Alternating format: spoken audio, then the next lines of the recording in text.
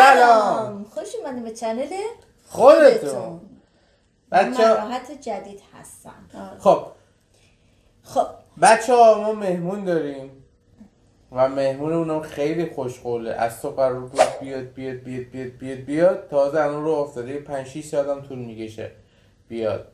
گفتیم تو این 5-6 ساعت ما چالش بازی نمیدونم چیه، واقعا من در جریان نیستم، بریم برای شما. خوش برگشتیم واقعا بعد از مدت‌ها که داریم ادامه دار برای شما کلیپ درست میکنیم. بله. خب بچه امروز اومدیم، یعنی علی در مورد این هیچی نمیدونه، خودم گفتم که این چالش رو باهاش برم، چون برای خودم خیلی جا خودم که فکر کردم بهشون خیلی برام هم جذاب بود هم تلخ بود. چالشمون اینه: زندگی بره عقب بره جلو، تو همین لحظه بمونه، یه چی یادم رفت، یه لحظه وایسی من یه دونه کوچی رو یادآوری کنم یا ادامه پیدا کنم.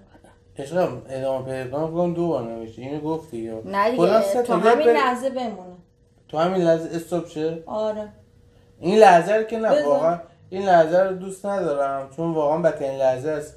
الان خودت هم میدین داستان چیه، من پر از استرس و معده درد و حالت تهوع اینا. اگه بره جلو هم که طبیعتا تو هستی تو زندگی و این خیلی بده. بره عقب، اگه بره عقب که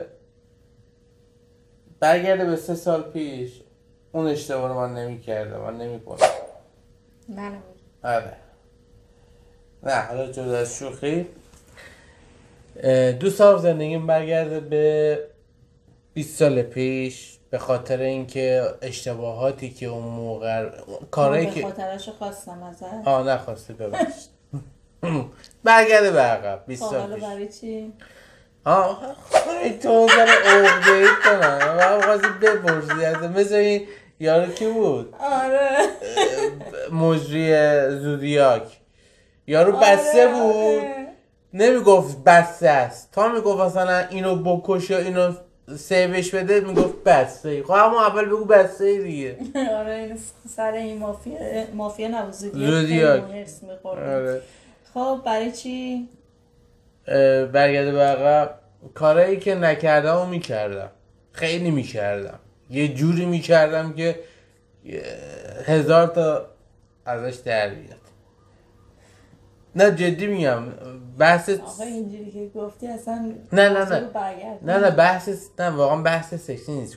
کارایی در ارتباط با کارم، شغلم، بیزینسم، موقعیت اجتماعیم، شغلیم، هر چیزی، کارایی که باید میکردم و نکردم انجام میدادم. خب که تو وضعیت الان هم خیلی تاثیر داشت. بره جلو چی؟ بره جلو این با من قشنگ نیست. نه قشنگه، ولی جلو رفتنش فقط اینکه پیر میشی دیگه، این قشنگ نیست واقعا. ولی اگه بخواد بره جلو، همین یه ماهه بره جلو که من یه کاری دارم میکنم اذیت دارم میشم، یعنی همه دیگه میدونن دیگه، وام دارم میگیرم، اذیت دارم میکنم منو، بدین جلو سریع تمام بشه بره. اگه زندگی تو همین لحظه بمونه، حسه تو همین لحظه بمونه، همین لحظه که ان دارم من، انم هم میمونه با من، میمونه. نه این لحظه همین الان هم معده درد دارم به شدت، نه این لحظه رو دوست ندارم، واقعا این لحظه رو دوست ندارم چون استرس دارم. نه خب دیگه ادامه پیدا کنه.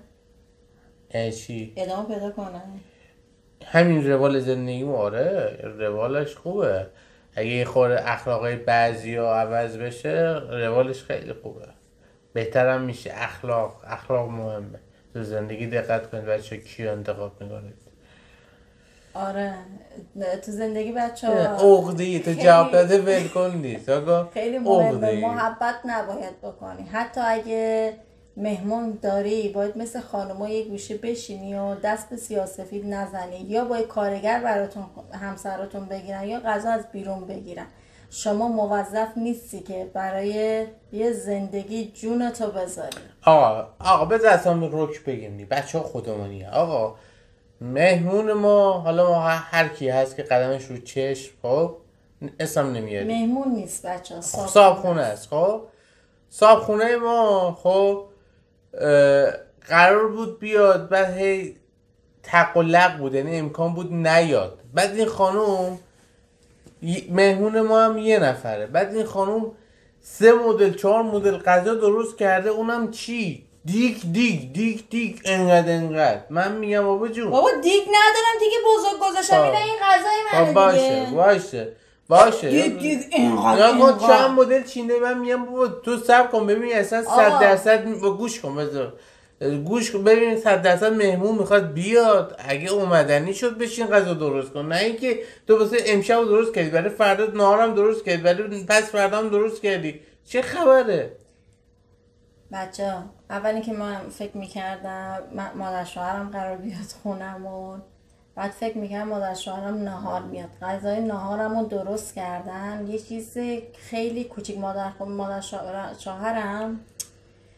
شوهرم باقالی خورش خیلی دوست دارم، اون باقالی قاطقی که خودتون میگین خیلی با مای شور دوست داره. مرسی که احترام میذاری، باریکلا. خب اینا رو همه رو صبح گفتم خب مامان بیاد دیگه نمیذاره من فردا، یعنی اینقدر بچه‌ها غذا اگه این قدم زیاد بیاد اینقدر قسمم میده نمیذاره غذا درست کنم. گفتم خب فردا هم که میخوایم بریم بیرون کار داریم تا برسیم خونه دیر میشه، بذار فردا ناهارم هم درست کنم. فردا ناهارم هم درست کردم و یه غذای اضافه هم درست کردم. گفتم چون که من اخلاق مادر شوهرمو میدونم، چون که نمیذاره من غذا درست کنم، میخوام بگم که من غذا دارم توی یخچال.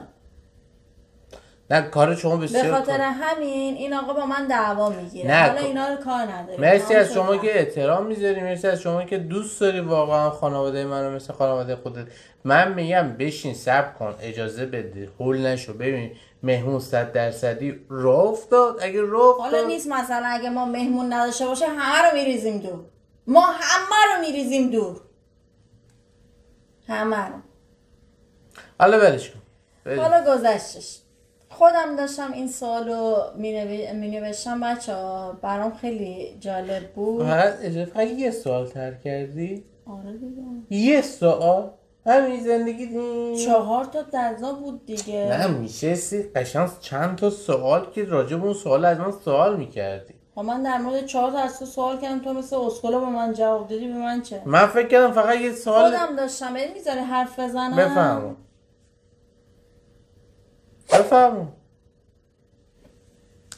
خودم برام خیلی جالب بود بچه ها.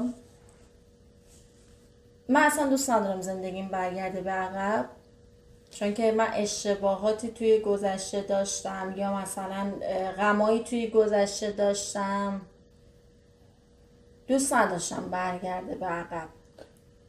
خب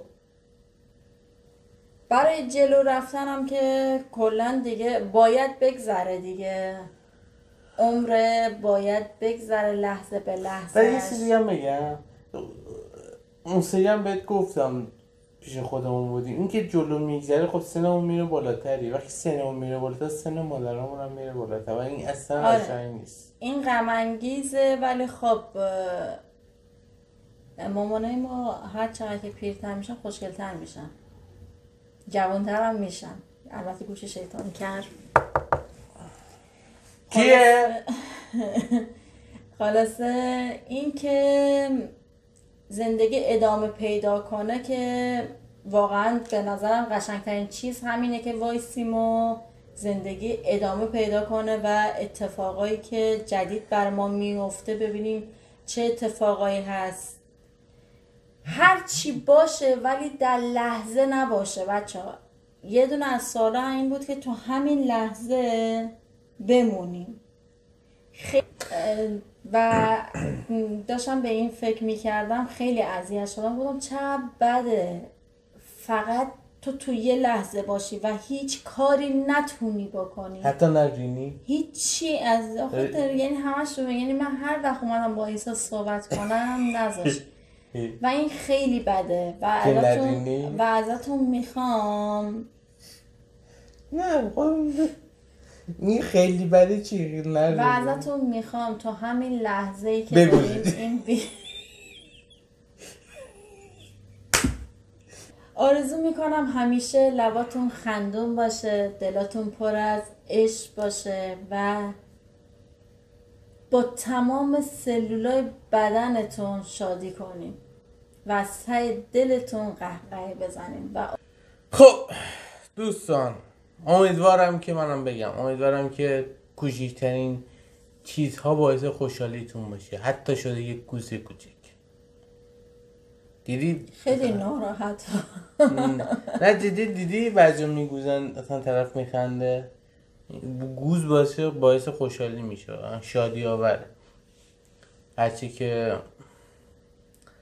چوس میشه چیزه دیگه تمام کنیم. آره دیگه دارم چطور دوستتون داریم خیلی زیاد، ماچ به کلتون خیلی میاد. تا درود دیگر. ولی بدرود. چیز بودا سوال کم بودش، باید سوال